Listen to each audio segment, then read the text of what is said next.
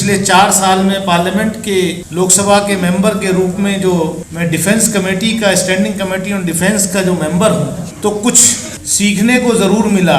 2014 के बाद पार्लियामेंट नहीं रह गया, हर चीज सीक्रेट हो गई। हालत यह है कि स्टैंडिंग कमेटीज जो होती हैं उनमें हर तरीके की चर्चा होती, लेकिन वहां भी जब एग्जामिनेशन होता है तो उससे पहले ही चेयरमैन कह देते कि साहब जो चीज सीक्रेट हो उसको मत बताइए, यानी कि जो सीक्रेट भी नहीं होती वो भी नहीं बताई जाती। तो हम लोग किस भूल में। पिछले दिनों में जिस तरीके के जो इंसिडेंट सामने आए हैं, और ये सही कहा कि जो फेलियर है गवर्नमेंट के देश की सुरक्षा को लेकर, उन फेलियर्स को ही लेडर बना करके सरकार जो है इस्तेमाल करती है और फिर चुनाव जीत के आ जाती है।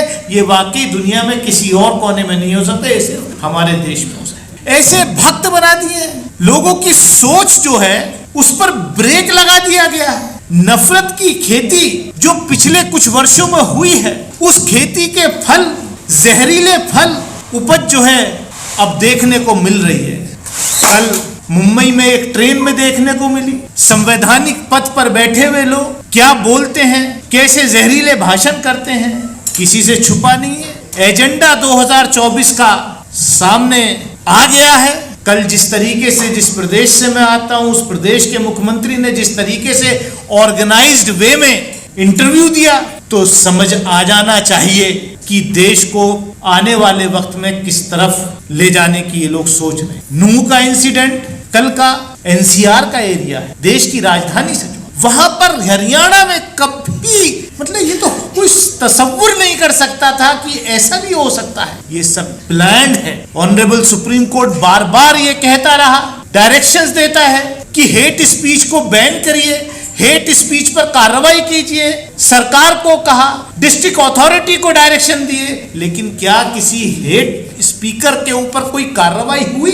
अगर कल की घटना जो हरियाणा की घटना है, उसका पिछले 24 घंटे का ही अगर सारा आप टाइमलाइन देख लें तो पता चल जाएगा किस तरीके से वेल ऑर्गेनाइज्ड वे में, वेल प्लान्ड वे में माहौल को बिगाड़ने की कोशिश। और ये कि मणिपुर की घटना जो है वो कोई साधारण घटना नहीं है। वहां जो हुआ है, जब संवैधानिक पद पर बैठा हुआ व्यक्ति, जब सरकार जिनकी जिम्मेदारी है लॉ एंड ऑर्डर मेंटेन करने की, जिनकी जिम्मेदारी है जनता को सुरक्षा प्रदान करने की, जब वो पार्टीशन हो जाए, जब वो हथियारों के खजाने लुटने दें, तो मणिपुर ही होगा। कि मलिक साहब, आपने ये दुस्साहस किया है, आपने देश को बताने की जरूरत की है, ये हम सब लोगों की जिम्मेदारी बनती है कि आपको, क्योंकि आप उस वक्त जब पुलवामा हुआ, आप उस वक्त एक संवैधानिक पद पर बैठे हुए थे, आपके पास फर्स्ट हैंड इंफॉर्मेशन थी, आप ग्राउंड पे थे, और देश की जनता को ये पता चलना चाहिए कि पुलवामा क्यों हुआ,